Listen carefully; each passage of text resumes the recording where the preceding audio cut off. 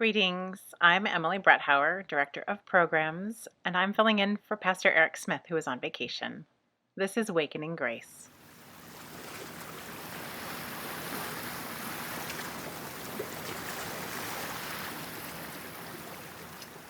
Today we welcome the Reverend Richard Annett, who is the pastor at Palisades United Methodist Church. A few years ago, my wife, Kaylee, and I were going through a rough period. Like many couples and individuals, things weren't going the way that we were expecting. Our job was causing issues for both of us. Our house was under renovation, and it wasn't going near as fast as we expected. And we were about to expect our first child. And I was going through some health issues. As the days turned into weeks and then into months, we both started to feel the stress and the pressure of life. We then noticed that we were taking our frustration out on one another. But thankfully, God spoke to us. One night, we were talking about what was going on, and we realized that all we had been doing for months was complaining.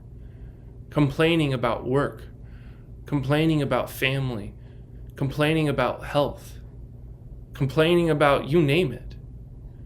We realized that all we were focusing on was the bad stuff in life, all the pain, and we realized we weren't focusing on God. And so that night, God spoke to us in a very powerful way. He reminded us the importance of being grateful. And so that night, Kaylee and I decided to do things different as a couple. We started to every night say 3 things that we were grateful for. And I'll be honest, at first it was tough. It took us a while to name the things that we were grateful.